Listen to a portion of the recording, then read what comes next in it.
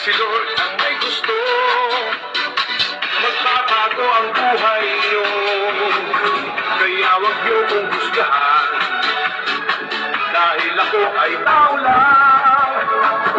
May puso ding nasasaktan kapag tinitira minsan.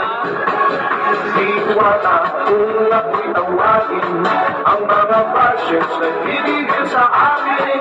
Ayaw paawat, paano ko ibigin ang mga taong sabik laging kumain.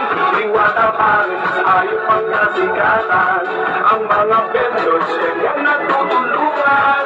Lalong gumamit ngayon ang parisan, may pares overcome na rin kahit saan. Na na na na na na na na na na na na na